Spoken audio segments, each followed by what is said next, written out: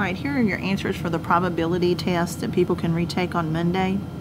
Number 1, it says you have a bag of 30 pieces of candy. In the bag you find 12 pieces of gum, 7 Jolly Ranchers, 5 Fireballs, and 6 Milk Duds. What is the probability of drawing out a Fireball? Well, for question number 1, what you want to do is find the total or the number of Fireballs you have over your total pieces of candy. Well, you have 5 Fireballs and you have 30 pieces of candy. So here's your fraction, 5 over 30, and you need to reduce that so you become 1 over 6. So my answer there would have been C. Number 2 says, what is the probability of drawing an orange golf ball from a box containing 8 orange golf balls, 6 white golf balls, and 6 yellow golf balls? Again, you want to find the number of orange over total. Well, we know we have 8 orange golf balls. Well, if I add my 8, 6, and 6, I have a total of 20 golf balls. At this point, I need to reduce.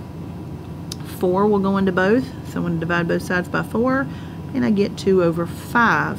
Now, when my answer is during a percent, so I need to divide this. So 5 into 20 would be 0.4. To change that, I would get 40%.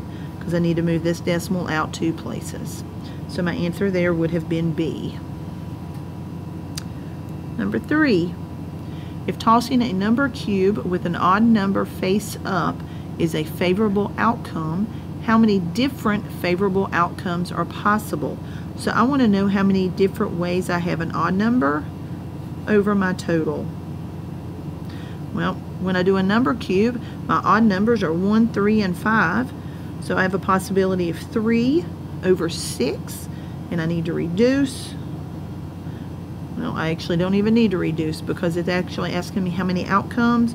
So I have 3 outcomes, which is B. Question number 4. It says, in Brittany's experiment, there are 6 cards face down on a table.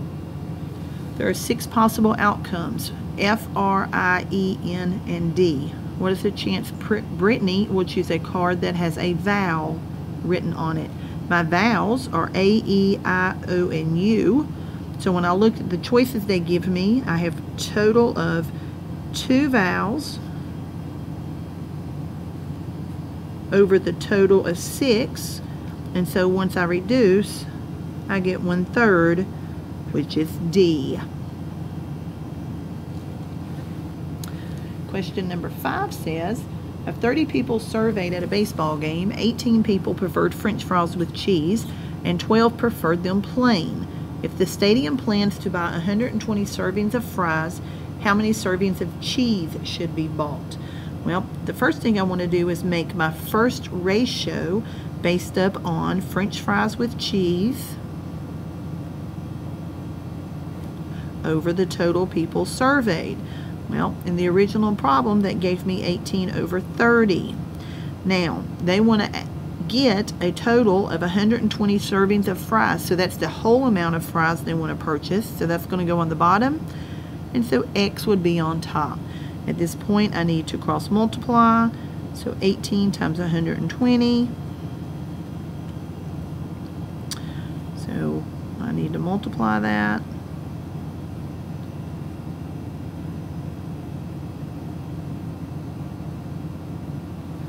So I get 2,160 is equal to 30x. I need to divide by 30. So if I did the math, I take 2,160 and divide it by 30. So at this point,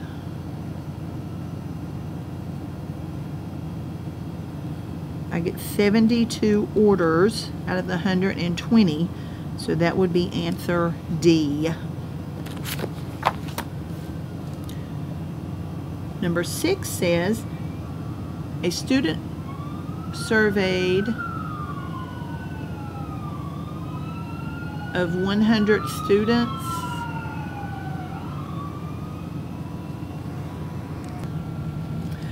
Okay, question number 6 says, a student surveyed 100 students showed the results about favorite ice cream flavors.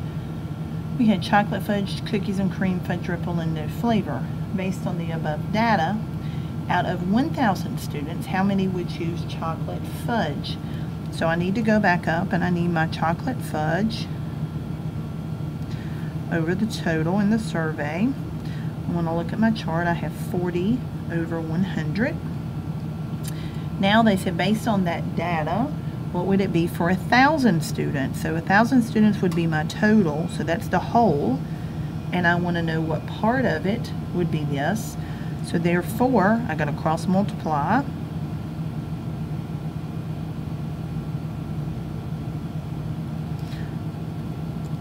When I multiply, then I need to divide. So X would be 400 students, and that would be answer C. Number 7, of 50 students surveyed, 18 people prefer rock. Okay, 12 prefer rap, 5 prefer classic, and 15 prefer music in miscellaneous categories. If a store owner ordered 500 CDs, how many should be rock CDs? Well, again, I want the total